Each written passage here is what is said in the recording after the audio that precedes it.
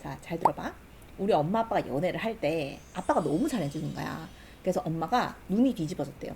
이렇게 잘해주는 남자 일단 세상에 나 너무 좋다.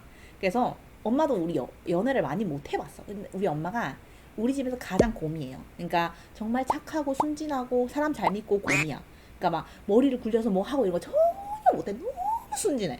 근데 아빠가 너무 잘해주는 거예요. 그래서 처음에는 세상에 이렇게 좋은 남자가, 세상에 이렇게 착한 남자가 이러면서 아빠한테 완전 두근두근 난리도 아니었어.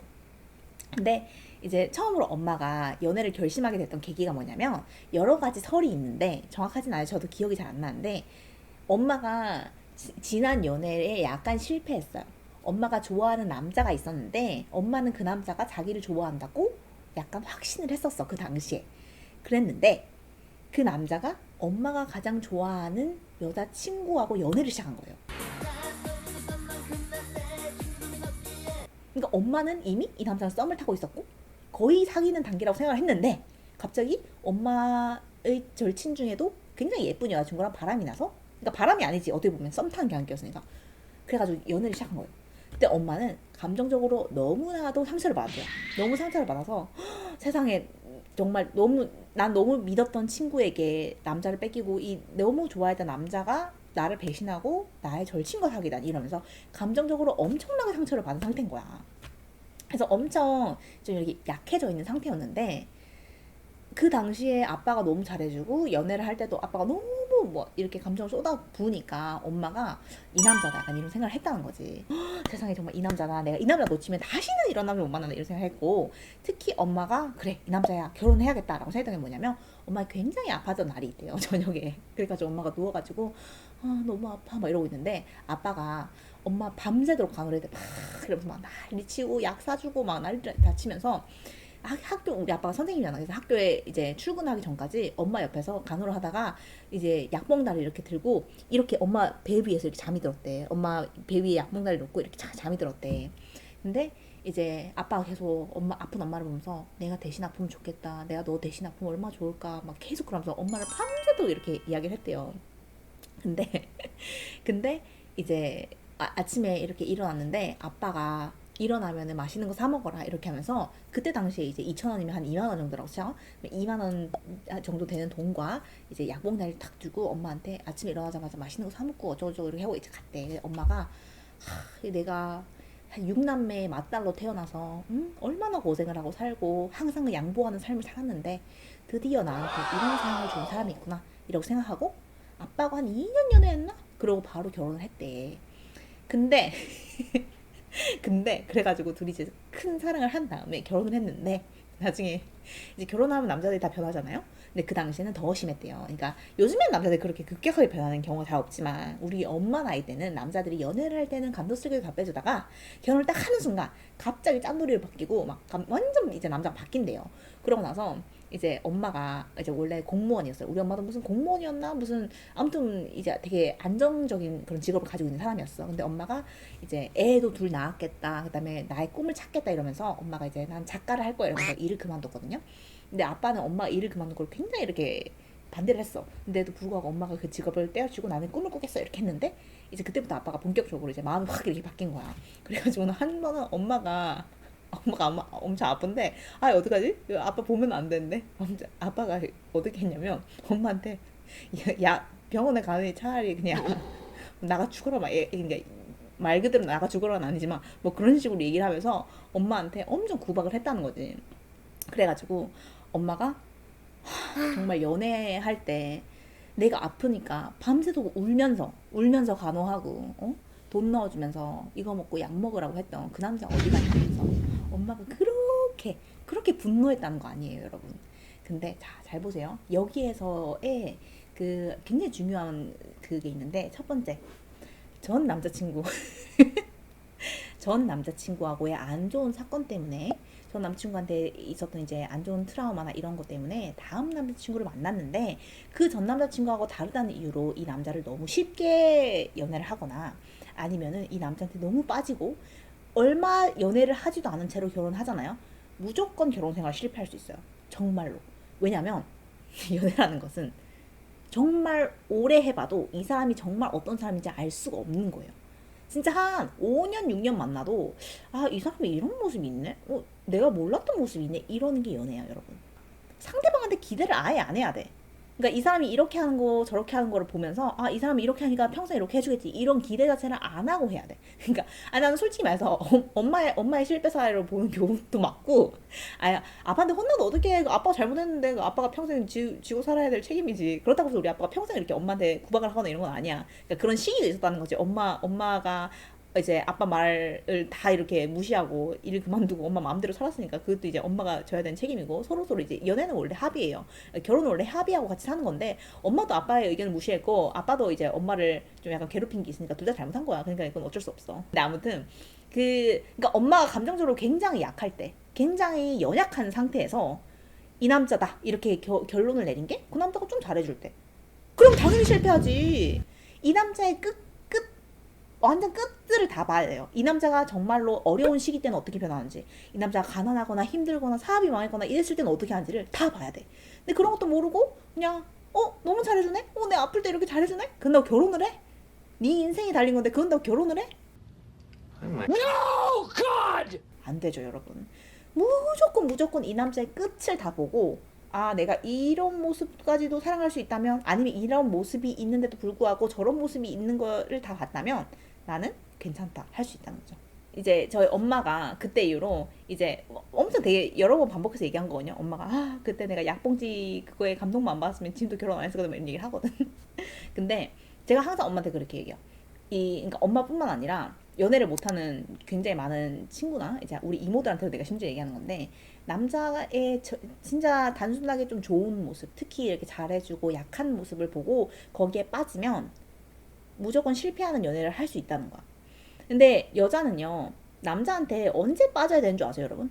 그 남자의 강단을 볼 때 빠져야 되는 거예요. 남자도 마찬가지야. 여자의 강단을 보고 빠져야 돼. 그러니까 여자의 약한 모습, 뭐 예를 들어서 막 의지하는 모습 이런 것 때문에 내가 평생 이 여자를 아껴주고 싶어, 지켜주고 싶어 이렇게 결혼하잖아. 그럼 남자도 평생 후회하는 거야. 이렇게 의지하고 이렇게 힘들고 이렇게 의지박약한지 몰랐어 이럴 수 있다는 거지.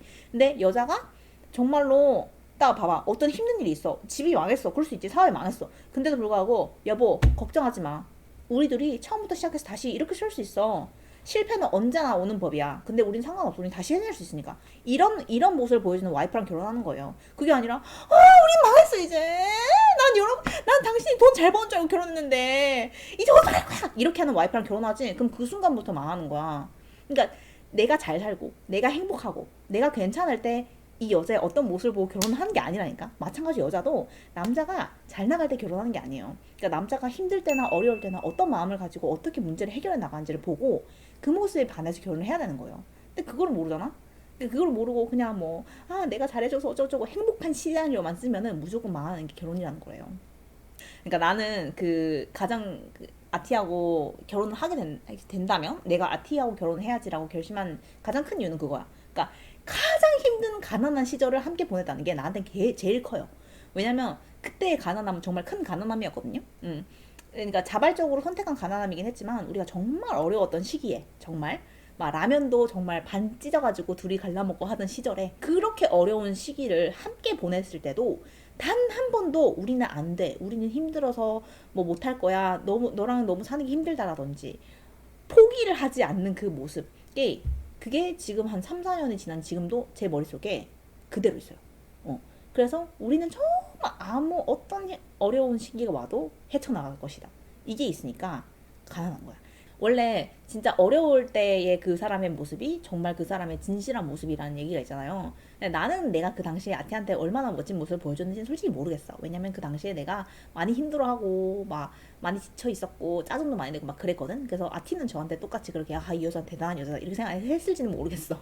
저희 엄마도 아빠를 먹어 살리겠다는 생각으로 결혼을 하셨다 하잖아요. 그러니까 이게 되게 엄마가 멋있으신 건 이긴 하지만 그러니까 내가 누구를 먹어 살려야지 아니면은 내 남편이 나를 먹여 살리겠지 하는 마음을 먹는 순간 이 결혼이나 이 연애나 모든 것이 쉽지는 않을 것이다. 그래서 비슷한 조건을 가진 사람과 결혼을 하라고 하잖아요. 그거는 사실은 그러니까 현실적으로 그게 맞는 거긴 해. 그러니까 비슷한 조건의 사람과 만나서 결혼을 하면 어렵지 않고 힘들지 않다는 건 사실이에요. 정말로.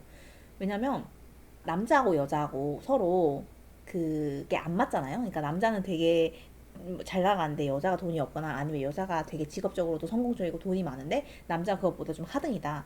그런 경우에 서로 뭐 돈은 와이프가 더 많이 벌지만 내가 뭐 집안의 일을 더 많이 도와준다든지 아니면은 뭐 와이프가 그러니까 내가 남자로서 더 직책은 좋지만 와이프는 집안일 더 잘한다. 이렇게 서로 맞춰가면 괜찮아.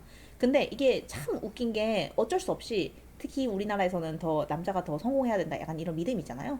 그래서 남자가 그 와이프가 더 잘 나거나 하면은 자기가 약간 자격지심을 느끼기도 하고 사회에서도 니는 결혼 잘해가지고 와이프가 어쩌고저쩌고 막 이렇게 하면은 되게 그것 때문에 자존심 상해하고 막 이런 경우 많거든. 그러면 또 이상하게 보상심리로 내가 그래도 이 집안의 남자라는 걸 보여주기 위해서 남자가 여자를 괴롭히는 경우가 굉장히 많아요. 그래서 집에 와가지고 괜히 구박하고 뭐 시키고 막 이러면서 내 포지션을 보여주려고 하는 그런 게 많지. 그래서 내가 봤을 때는 항상 그 둘이 짝짝꿍이 맞으려면 비슷한 포지션의 사람을 만나는 게 서로가 힘들지가 않아. 서로가. 저는 직장인, 남친 아직 학생인데 시간 깨한테 바빠서 연락을 못하는 게 괜히 서운한데 꼭 참고 저녁에 잠깐 통화하는데 진짜 감정이 서지신 너무 보고 싶어 죽겠는데 남친도 그래 보이긴 하고 표현도 잘하는데 저보단 부족한 느낌? 왜 더 안 신나지? 이런 기분? 전화 빼먹는 날은 나는 전화하고 싶어 미치겠는데 뭐지? 이런 거야. 남친 잘못은 하나도 없어요. 글쎄, 여러분들은 여러분의 감정의 그 격번을 믿으시나요? 내가 대박 사건 하나 얘기해 줄게. 여러분은 여러분의 감정을 얼마나 믿으시나요? 왜 내가 얘기를 해보잖아? 그러면은 가끔씩 여자들이 이럴 때가 있다? 아니, 내 남친은 아무것도 잘못하지 않아. 근데 내가 괜히 이런 얘기를 되게 많이 해. 근데 이 반대로 남자애들도 아니, 내 여친은 별 그거 아닌데 그냥 내가 괜히 이런 감정을 느끼는 애들이 굉장히 많아. 근데 솔직하게 얘기해서 감정이 갑자기 아무 이유도 없이 그냥 퉁 튀어나오는 경우는 없어요. 그러니까 상대가 변화가 있어. 근데 그게 미세하든 아니든 인간이 얼마나 여러분 사람의 감정이요 얼마나 예민한 줄 아세요? 모든 걸 다 캐치합니다. 아마 상대가 마음이 좀 떴거나 아니면 상대가 불안한 감정을 느끼거나 근데 그 감정을 숨기고 싶어 하거나 이럴 때 나도 모르게 그런 감정을 다 느껴요. 무슨 말인지 이해하시나요? 그래서 남자친구가 지금 어떤 상황인지 몰라. 근데 이럴 수 있지. 아직 학생이라고 했죠. 아직 학생이라고 했는데 이런 걸 수 있어. 내 여친은 지금 직장인이고 돈도 벌고 이러고 있는데 나는 지금 학생이라서 이제 계속 이제 뭐 맛있는 것도 제대로 못 사주고 대단한 것도 못 해주고 나는 성공할까? 지금 코로나 때문에 요즘에 이렇게 직장 얻기도 힘들고 하다는데 뭐 상황이 잘 안 돌아가니까 너무 답답하다. 그래서 지금은 여자친구도 신경 쓰고 싶지 않고 지금 여자친구보다 훨씬 자기한테는 큰 짐이 있는 거야. 그래서 여자친구한테 막 어쩌고저쩌고 내가 그래서 너무 속상하고 이런 얘기 하고 싶지도 않아. 그래서 약간 감정의 그 고를 만들고 있는 걸 수도 있어요. 그럴 땐 좀 기다려주는 게 중요하지. 그럴 때 괜히 나 요즘 약간 서운해 어쩌고저쩌고 하지 그럼 탁 싸워. 왜냐면은 아씨 요즘에 진짜 안 그래도 머리 아파 죽겠는데 진짜 여자친구가 찡찡대긴 하고 지가 알아? 나는 직장인도 아닌데 지가 알아? 이러면서 갑자기 사이가 엄청 안 좋아져. 근데 그게 아니라 이런 걸 수도 있지. 이건 진짜 그냥 예를 드는 거예요. 요즘에 학교에서 팀플도 많아. 팀플도 많고 괜찮은 애들도 많이 보여. 그냥 학교에서 내 여친은 직장인이고 그래서 바쁘고 뭐 대단하게 뭐 스스로 뭐 꾸미거나 이러고 하기도 힘들고 이미 만난 지도 좀 되고 뭐 그런데 학교에는 새파랗게 젊은 귀염둥이 여자애들이 막 있고 그다음에 내가 관심 간 여자애도 한 명 있어. 봐봐 어떤 여자애가 오빠 이러면서 막 와가지고 막 이렇게 깔랑궁 이렇게 하고 있단 말이야. 근데 내 마음이 약간 사시나무처럼 흔들리고 있어. 그럴 수도 있어요. 그럴 수도 있어. 그래서 괜히 여전히 나를 사랑해. 여전히 나를 사랑하지만 남자친구 마음이 약간 붕 떴어. 그래서 아유 결국 사랑하는 여자친구지만 일단은 지금 이 대학 생활의 마지막을 좀 즐기고 싶어 이런 마음이 들어가지고 연락이 좀 뜸할 수도 있어요. 그러니까 둘 중에 하나일 수 있어. 근데 만약에 약간 좀 붕 뜬 애들은 어떠냐면 실제 자기 생활은 되게 잘하고 있어. 막 즐겁게 막 릴리랄라 놀고 막 인스타그램 같은데 보면은 막 친구들이랑 밥 먹고 사진도 찍어서 올리고 막 이런단 말이지. 근데 만약에 내가 첫 번째 얘기했던 자기가 약간 우울해가지고 그런 애들 있지. 그런 애들은 보면은 약간 조용해. 요즘에 뭐 활동도 잘 안 하고 인스타그램에 아무것도 안 올리고 약간 이런 느낌? 무슨 말인지 알겠죠? 그래서 남친구를 잘 한번 보세요. 남친구가 지금 고민이 있어서 그런 행동 패턴을 보이고 있는지 아니면 지금 약간 정신이 붕 떠가지고 그러고 있는지 두 개 중에 하나일 수 있다는 거지. 유진이 한 마디 더 한 것 같은데?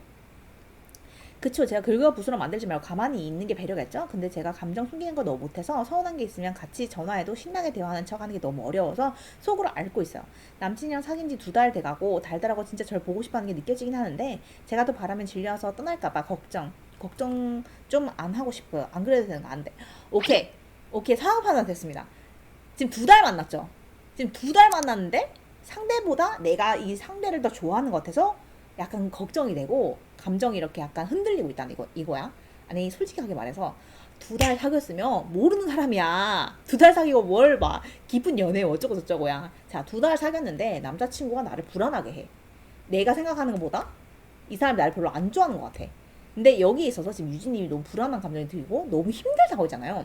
근데 힘들다는 말은 여러분 연애를 할 때 힘들다는 말은 언제 나오냐면 갑자기 가만히 있다가 아 힘들어 연애가 너무 어려워 이게 아니라니까. 상대가 실제로 나를 힘들게 할 때 내가 힘들다는 생각이 들어.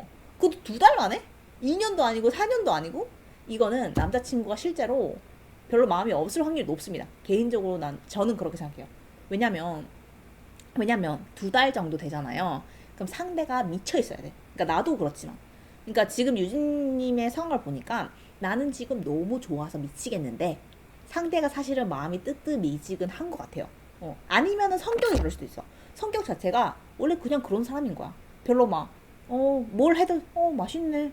좋네. 예를 들어서 막, 맛있는 거 먹으면 나 같은 경우는 막, 세상에, 미쳤어. 이거 다 사람들 모두 먹어봐야 된다. 이러고 사진 찍고, 막 이렇게 하면서 먹는 사람이 있고, 막 먹으면서, 막 이러면서 먹는 사람이 있고, 어떤 사람들은, 맛있네. 되게 바삭바삭하다. 이런 사람이 있잖아. 근데 유진 씨는 그런 스타일인데, 남자친구는 아닌 스타일일 수도 있어요. 그러니까 내가 봤을 때는 남자친구의 성향을 더 잘 알아야 되는 것 같아요. 아직 2달이라서 잘 모르는 것 같아.